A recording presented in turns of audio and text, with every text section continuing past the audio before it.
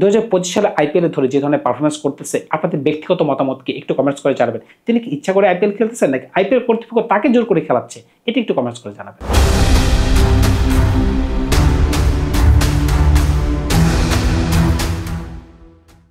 আপনাদেরকে মনে হয় যে ধোনি ইচ্ছা করে আইপিএল খেলতেছে? আমার তো মনে হচ্ছে না। আমার মনে হচ্ছে আইপিএল কর্তৃপক্ষ বা আইপিএল বা ইন্ডিয়ান কর্তৃপক্ষ তাকে জোর করে বলতেছে যে আপনি আইপিএলটা খেলেন। কারণ কি, তিনি যদি আইপিএল খেলেন, আইপিএল ফ্র্যাঞ্চাইজির ব্র্যান্ড ভ্যালু বেড়ে যাচ্ছে, অনেক দর্শক তাকে দেখার জন্য মাঠে আসতেছে, তো সবকিছু মিলে একটা এঙ্গেজমেন্ট বাড়তেছে, অনেক ফরেন ক্যাটাগরির যে ইনভেস্টররা রয়েছে তারা ইনভেস্ট করতেছে আইপিএলে। সুতরাং এই ধরনের প্লেয়ারকে ইচ্ছা করলে ছাড় দেওয়া যাচ্ছে না। একটা পার্টিকুলার উদাহরণ যদি দিই তখনই কিন্তু সবকিছু ধোঁয়াশা মিটে যাচ্ছে। ধোনির জন্য কিন্তু একটা পার্টিকুলার নিয়ম করা হচ্ছে, সেই নিয়মটিকে আপনাদের জানা আছে?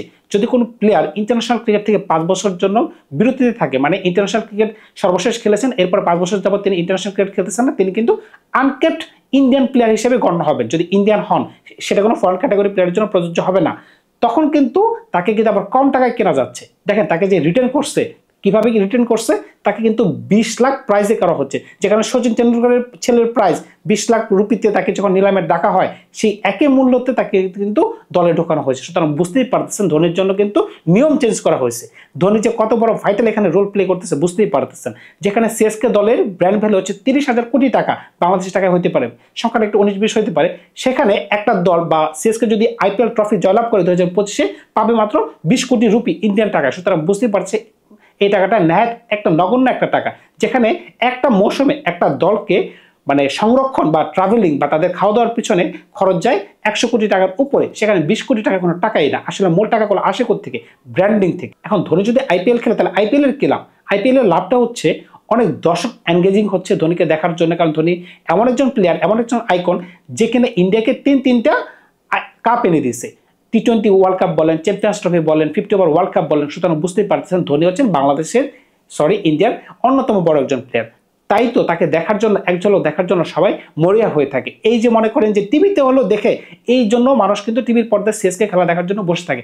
গতকালের ম্যাচটা যদি আপনি খেয়াল করে থাকেন, আপনারা খুব ভালো করে জানেন পাঞ্জাবের সাথে ওই ম্যাচে জেতার কোনো সম্ভাবনাই ছিল না, কিন্তু তিনি 5 নম্বরে নামছেন। কারণ কি, তিনি যদি 5 নম্বরে না নামতেন, স্টেডিয়ামে মানুষ পাগল হয়ে যেত। কারণ কি, তাকে দেখার জন্য কিন্তু মানুষ আসছে, ওইটা কিন্তু তার হোম গ্রাউন্ড ছিল। আইপিএল এর যদি মেগাস্টার গুলো না থাকে, তখন কিন্তু আইপিএল এর ব্র্যান্ড ভ্যালু কমে যাবে। আইপিএল এর মেগাস্টার বর্তমানে রয়েছে কারা কারা?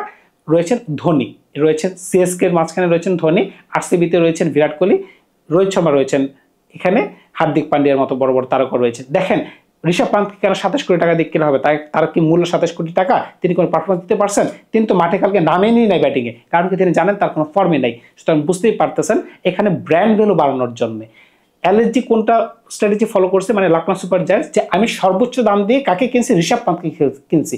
ঋষভ পান্তের একটা ফেস ভ্যালু রয়েছে, এই ফেস ভ্যালু একটা ব্র্যান্ডিং এর কাজ করবে, এই ব্র্যান্ডিং এর কারণে তাদের ইনকাম বাড়বে। দিন শেষে এটা হচ্ছে মূল লক্ষ্য, এখানে খেলা কোনো বিষয়ই না। আপনি দল হারছে না জিতছে ওইটা দিয়ে যদি আপনি হিসাব করেন, এটা আসলে আমাদের মতো মানুষ যারা চিন্তা করি যে না ওই দলটা হারছে আমাদের জন্য খারাপ লাগতেছে, এটা আসলে কিছুই না তাদের কাছে। আসলে তাদের টাকাটা অন্যভাবে আসে, প্যাসিভ ওয়েতে আসে। আমরা তো যারা মনে করি যে খেলা জিতলে তাদের ইনকাম, বিষয়টা এরকম না, তারা প্যাসিভ ওয়েতে ইনকামের চিন্তা করে। আপনাদের মনে আছে কি, সিএসকে যখন লাস্ট আহমেদাবাদের মাঠে কাপ জিতেছিল, ওই সময় সিএসকে অনেক দর্শক কিন্তু চেন্নাই থেকে ট্রেনে করে ওই মাঠে গিয়েছিল, কিন্তু তারা আসার সময় কিন্তু অনেক বিপাকে পড়েছিল। অনেক মানুষ কিন্তু স্টেডিয়ামের পাশে যেই রাস্তায় বলেন কিংবা স্টেশনে বলেন রাত্রে ঘুমাইতে বাধ্য হয়েছিল, কারণ ট্রেন সংকট ছিল নাকি একটা পরিবেশগত একটা দুর্যোগ ছিল, আমি সেটা ভুলে গেছি।